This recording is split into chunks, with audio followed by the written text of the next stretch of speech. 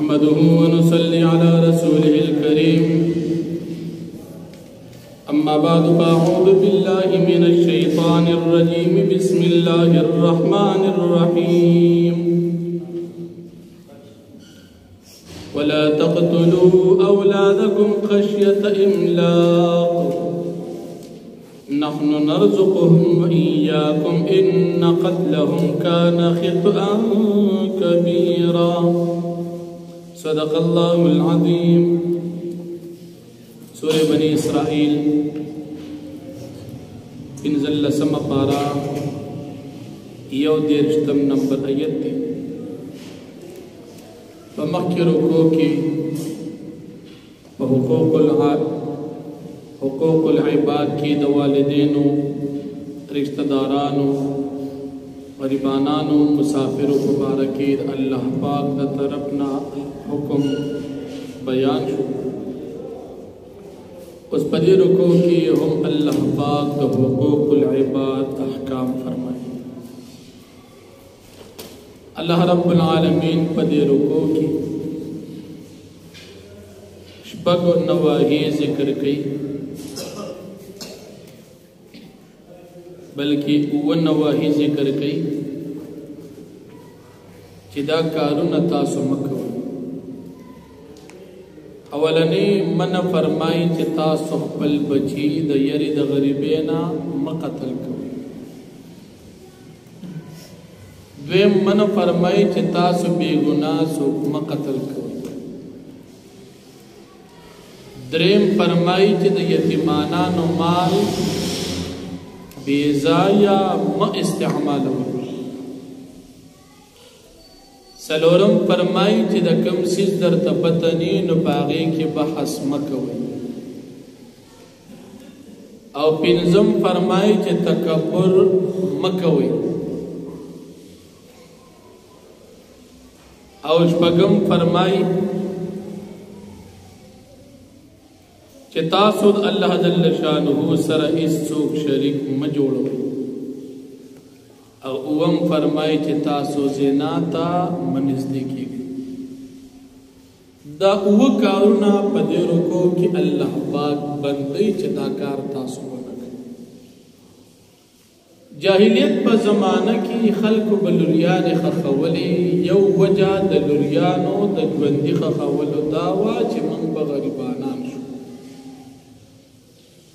ځکه لوریان دي غزان له پیسې رزق ګټلې نشي نو منګې چې ولې ګټو خو موږ به غریبانان شو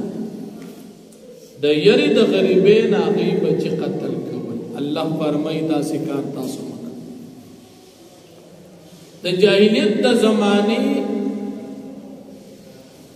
او د اسلام د نن سبا دور د زمانې کار طریقه جدا ده خو کار یو دی اغیب بچی قتل کول د دی وجه چې غریبانان بشو او نن سبا دور خلق خاندانی منصوبه بندی کی چې غریبانان بشو طریقه جدا ده خو مقصد د دواړو یو چوټا خاندان برباد پاکستان د یو خوشحال پاکستان خوشحال نه برباد خاندانی منصوبه بندی سونه فضائل خلق بیانوي کوئی بچی ډیر مراوله پیغمبر علیہ السلام فرمای بچی ډیر راوړي قیامت پرد بزستاسو د وجه په نور امتونو باندې فخر کو او د نن سبا د انګریزانو چمچی او داغي تالی سټ هغه دا دعوت چلی چې د بچو د بندیدو د پاره ګولې استعمال کړي زنانه ګولې استعمال چې بچی نه وروړي بعضی ټکونه استعمال چې بچی نه وروړي بعضی یو قسم اشیاء او بعضی بل قسم اشیاء د وجه د دې چې سینه بچی ډیر شي نو بیا به موږ غریبانان شو الله فرمایي دا کار تاسو تاسو مين دو پلاران لمز رزق در کوم او تاسو بچول ورکم او د رزق دروازه خود الله سره خزانه خود رزق الله سره ده نو تاسو د دې وجه خپل بچی قتل کوي چې غریبانان بشو د جاهلیت زمانہ کې هم خلکو دا وی، نن سبا زمانہ کې هم دا وی، دا دواړه د شریعت نه خلاف دي. دویم الله پاک فرمایي چې تاسو زنا ته مه نږدې کېږئ. نو ګوره په دې ځای کې فرمایي چې نږدې کېږئ ما. د تفسیر جلالین فرمایي چې دا ډیر د مبالغې لفظ دی په نسبت د زنا نه د بندېدو. زنا مه کوئ. نو د دین ډیره مبالغه په دې کې چې زنا ته د سر نږدې کېږئ ما. کول خو د سر د مسلمان شان نه دی، که نارینه ده او که زنانه د شان د مسلمانۍ د وجې دا نه دی چې دی زنا کوي. زنا چې نارینه یو پردې زنانه سره ملو شي او بدفعلي ورسره وکړي، دې ته زنا وایي. نو د مسلمان شان دا نو ځکه الله فرمایي چې تاسو د سره خواله مه ورځئ، ځکه دا ډېر بد کار دی. الله وایي سپک کار دی. الله پاک دې موږ او تاسو د زنا نه وساتي، او الله پاک دې زموږ او تاسو دا وطن د دې ګندګۍ نه پاکي. دا ډېر پلید کار دی. دا زنا چې دا ډېر پلید کار دی، خو پلید انسان په پلیدۍ نه پوهېږي. لکه یو انسان په ډیران کې ګوتې وي، نو هغه ډیران په ګن نه پوهېږي. ډیران کې هغه چاته ګن محسوسېږي چې ډیران له خواله نه ورځي. چې دا کم په دې ګن کې لګیا دي، دوی د دې ګن د قباحت نه نه دي خبر. او دا هم یاد ساتل پکار دی. سړی چې پردي ناموس سره لوبې کوي، نو دې یو 2 منټه ځان سره سوچ وکړي چې زه د خپل ناموس سره پردۍ لوبې برداشت کولی شم. پردۍ لور خور سره زنا کوي، نو د ځان دپاره ته سوچ وکړي چې زما د لور خور سره به زنا د چا زه برداشت کم، چې د خپل کور سره نه برداشت کوي، نو پردی کور ولې تباه کوي؟ الله دې موږ او تاسو کې پوهه راوړي. مسلمانان نن ډېر بې عقل دي، او خصوصا د موبایل دور دی. په موبایلو کې دا ګندګي ټولې شروع دي. دا تعلقات په موبایلو نن سبا ټول قایمېږي. دا د دې موبایل نحوست دی. دریم من الله پاک فرمایي تاسو بې ګناه څوک مه قتل کړئ. د مسلمان قتل چې روا کېږي د هغې 3 وجې دي. اولنې وجه بل مسلمان په قصد باندې مړ کړي نو قصاصاً. دویمه وجه دا ده چې یو سړی دی او شادي شده دی او شادي شده ښځې سره زنا وکړه، نو اسلامي حکومت ته د قتل کول د رجم په لحاظ سره جایز دي، هغې ته اجازه ده. او دریم یو مسلمان دی نعوذ بالله هغه مرتد شو، نو د ده وجل روا شو. د دې 3 صورتونو نه علاوه د مسلمان مرګ روا نه دی. اوس تاسو سوچ وکړئ چې زموږ د مسلمانانو په معاشره کې دا مړي په دې وجو کېږي، د سره نه کېږي، د سره نه کېږي. بل اوس په پنځوسي باندې رکشې والا سړی چا مړ کړی، 1.5 سل روپۍ کوي نو سلې ورکړه، هغه ته 50 ته ګوري کې داسې وي زه خو ځان له بدماش یم. غریب رکشې والے 50 روپۍ دپاره وړي.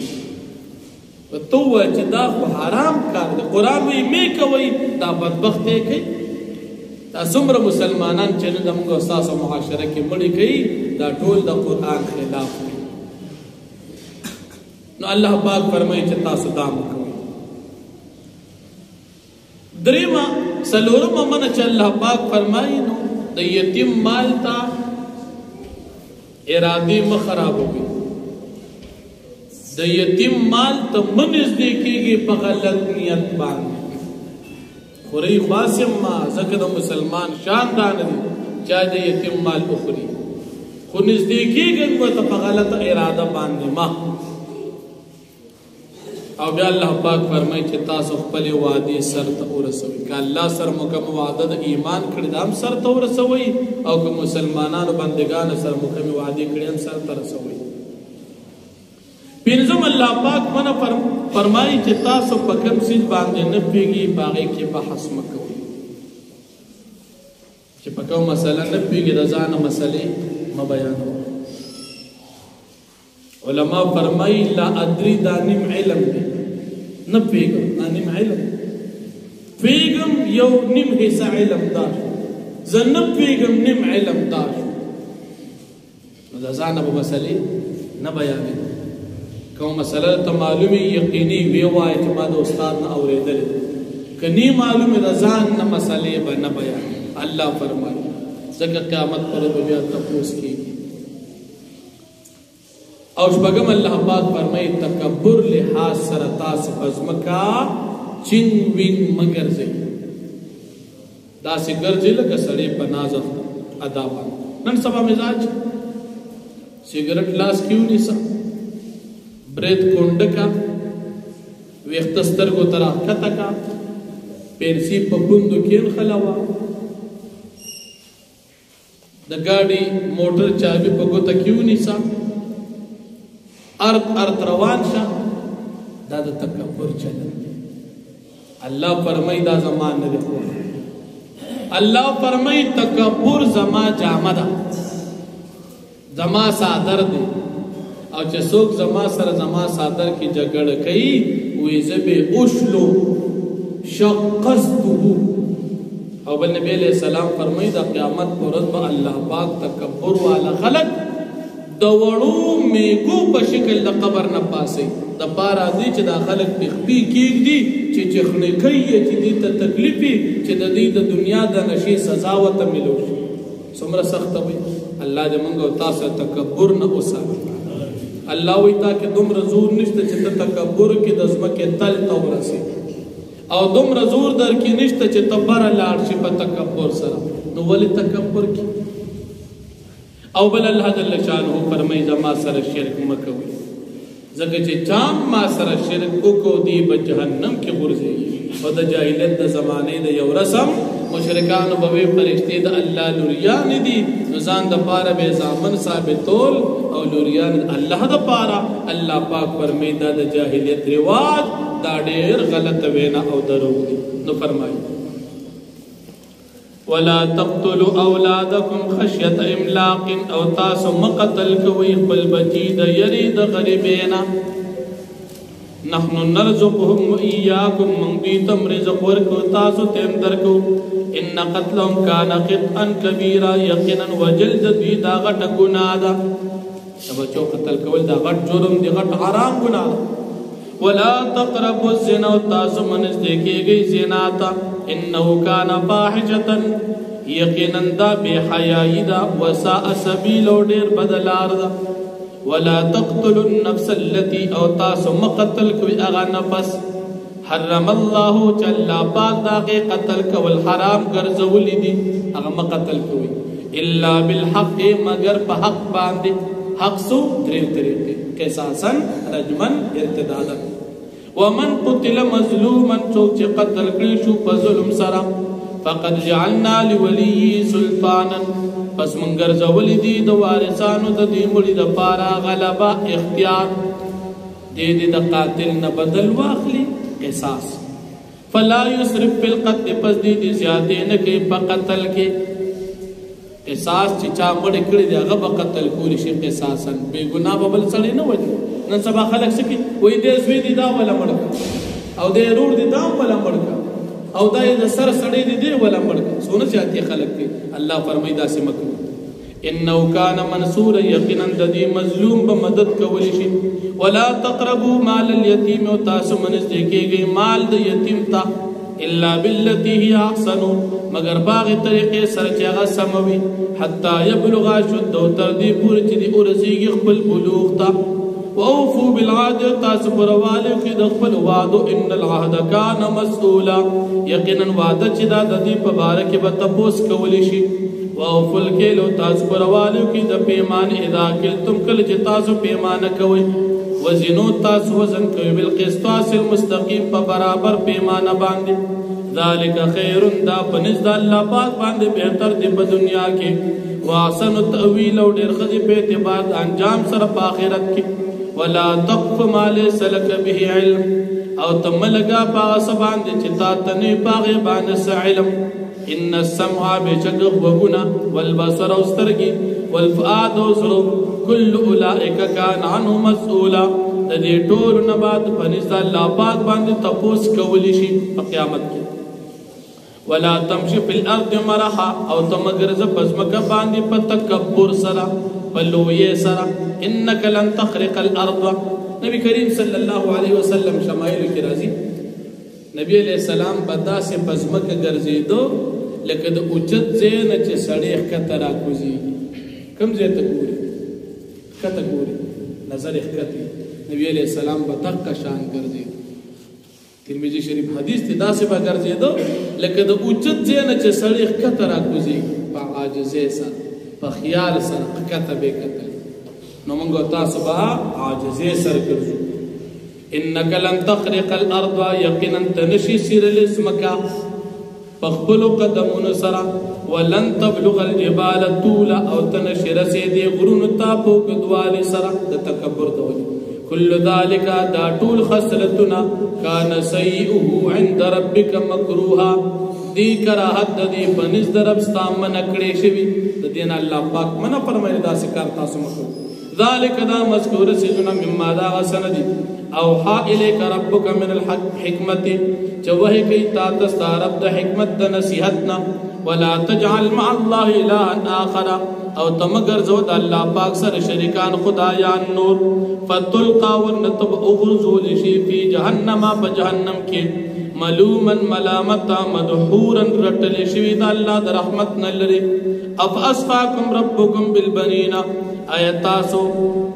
غورکڑی استاسو رب پزامنو باندی چی تاسو لے زامن در کڑی دی واتخذ من الملائکتی ناتا او اللہ پاک نولی دخ پلزان دا پارا پرشتی لوریانی انکم بیشک تاسو لتقولون خامخا تاسو وینا کوئی قولا عظیما غٹ وینا